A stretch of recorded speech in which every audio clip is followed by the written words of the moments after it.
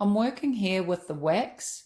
I'm spinning around on an old burger grill and I've sandwiched together two forms, and now I'm smoothing it off to get as close to the finished form in glass as I can. The more work that I do now in the wax, the less I'll have to do later in the glass.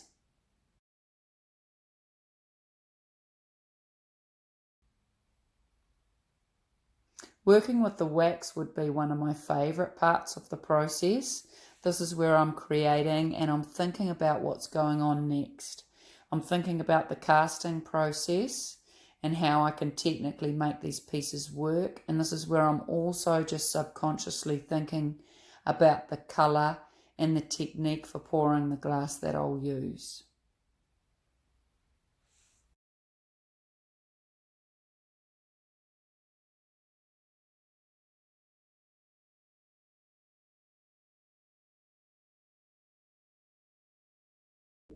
So why I'm sort of fiddling around so much is I've got to make these figures look comfortable, but I'm trying to create that little bit of tension between how they sit together.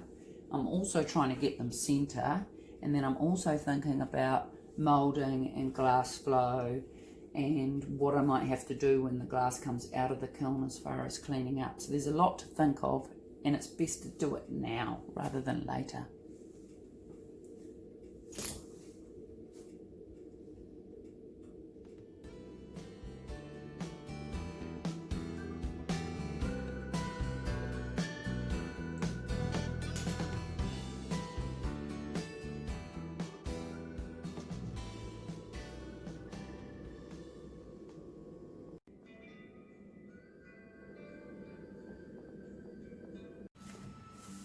The kiln mould is built up in layers. So for this mould I've done about 4 or 5 layers, and the finished thickness depends on how much glass is going into this piece. For this particular work there's going to be 8 kilos of glass put into it, and then by the time it's polished and finished we'll lose about 500 grams.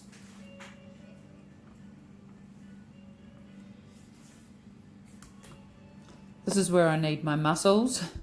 So handling the moulds is probably the trickiest part of my work.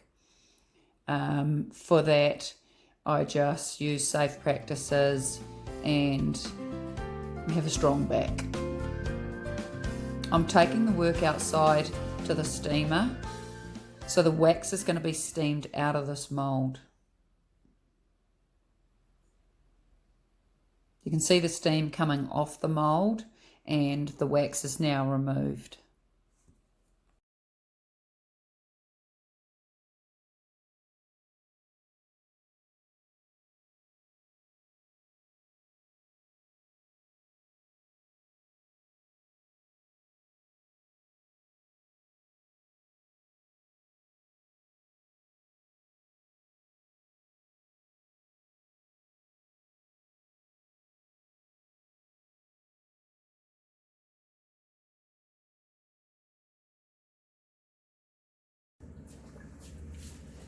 I've had the mould drying out in the kiln overnight, and now it's time to pack the glass inside the dry mould.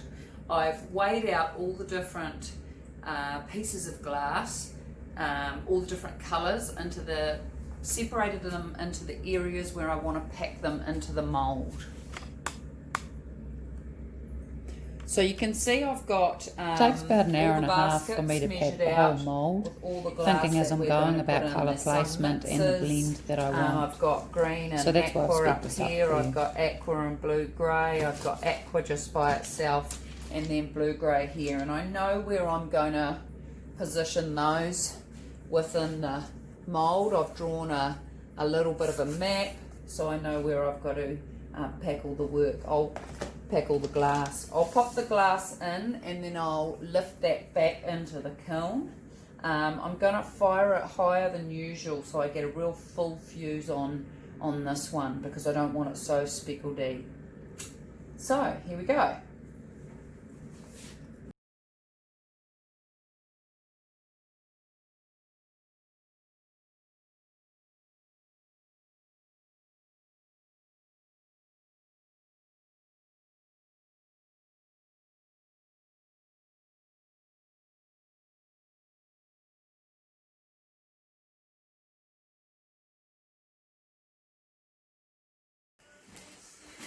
This particular firing has been going for 5 days. It's now cooled down to room temperature and I can open it up to see what this open casting looks like.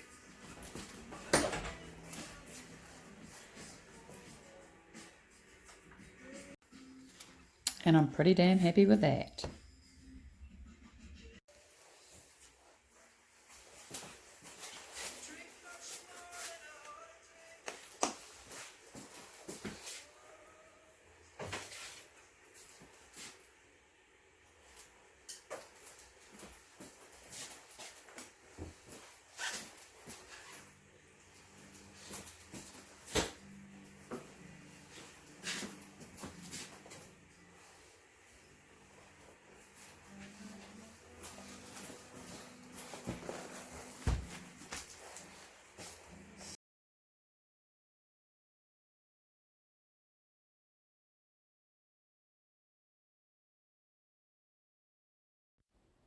The dry mould material is taken off in the layers and discarded. So the wax is lost and the mould is lost, and all I'm left with is the one piece of bespoke glass.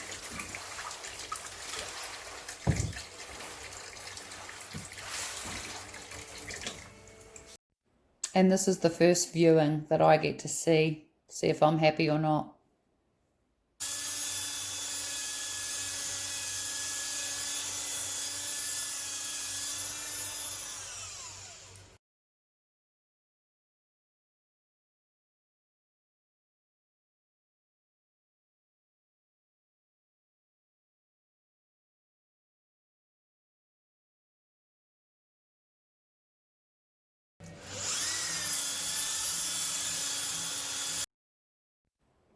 The grinding and the polishing takes a long time. I go through 8 different types of sanding pad on the handheld grinder. I mark it up and I dry the glass in between each stage. This is the stage where I really get to connect with the piece of glass. I spend the most time handling it and enjoy it. And finally, the very last stage is to apply cerium oxide with a felt pad on this dry grinder. This part of the process takes a couple of hours for a piece this size.